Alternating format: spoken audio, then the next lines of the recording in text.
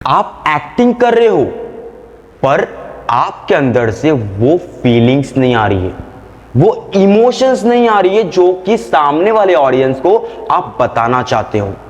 आप डायलॉग तो बोल ले रहे हो क्योंकि आपने डायलॉग को याद किया है, कौन सा डायलॉग कब बोलना है, कैसे बोलना है, आप सबका सब कुछ बोलते रहो एकदम प्रॉपर, पर आपके वो अंदर से जो इमोशन आने चाहिए ना इंटरनली, वो आप एक्सप्लोर नहीं कर पा रहे हो और ऑडियंस समझ नहीं पा रही है कि आप कौन से इमोशन में हो, क्योंकि आप डायलॉग के पीछे पड़े हो, आप डायलॉग फटाफट बोलने के पीछे पड़े हो कि फटाफट डायलॉग खत्म हो। तो आज हम इसी टॉपिक पे बात करने वाले हैं, इंटरनल एक्टिंग के बारे में। किसके बारे में? Internal acting. सिर्फ सैड फेस बनाने से एक्टिंग नहीं होती।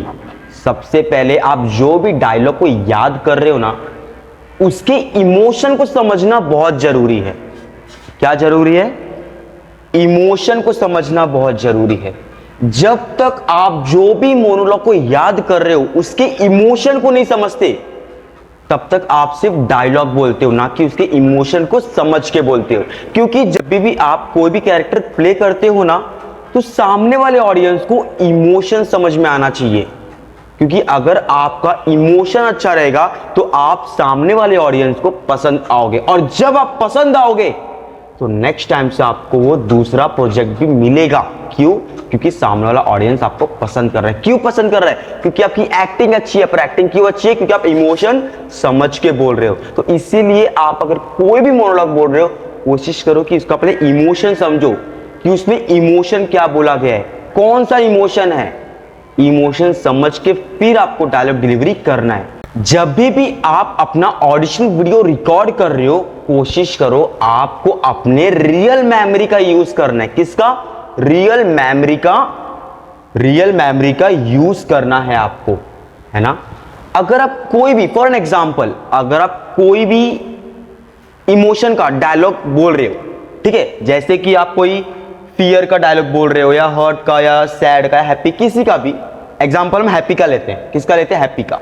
अगर आप हैप्पी इमोशन का डायलॉग बोल रहे हो, कोशिश करो कि आपके रियल लाइफ में आप सबसे ज्यादा खुश कब हुए हो, सबसे ज्यादा खुश कब हुए हो अपने रियल लाइफ में। आपको वो सिचुएशन याद करके फिर आपको डायलॉग बोलना है, जो भी आप डायलॉग का डिलीवरी करने वाले हो वो। फिर जब तब एक्टिंग करोगे ना, तो आपकी एक्टिंग एकदम रियल लगेगी नहीं कि आप एक्टिंग कर रहे हो, क्योंकि आप रियल मेमोरी का यूज कर रहे हो वहां पर। इसीलिए कोशिश करना, आप अगर कोई भी डायलॉग डिलीवरी कर रहे हो, कोशिश करो उसके अंदर जो भी इमोशन दिया गया है, आपके रियल लाइफ में देखो कि आपके रियल लाइफ में ऐसा कौन सा सिचुएशन हुआ है कि वो उस इमोशन में आप हो। आपको वो सोच के फिर आपको डायलॉग डिलीवरी करना है। इससे क्या होगा कि आपकी एक्टिंग एकदम रियल लगेगी, फेक नहीं लगेगी। जब भी आप एक्टिंग करते हो, आपके डायलॉग बोलने से पहले आपकी आंखें बता देती है कि आप कौन से इमोशन में हो। क्योंकि आपकी आंखें एक ऐसी चीज है, आपके डायलॉग बोलने से सामने वाले को समझ में आ जाएगा कि आप कौन से इमोशन में हो, है ना, आप क्या चीज फील कर रहे हो। तो इसी टॉपिक पे बात कर रहे हैं। क्या? आईज में इमोशन लाओ। किस पे लाओ? अपने आईज में इमोशन लाओ। क्योंकि आपकी आंख एक ऐसी चीज है ना, आप जो भी चीज बताना चाहते हो सामने वालों को, बताने से पहले आपके आंखें बता देती है कि आप क्या बोलने वाले हो उसी को।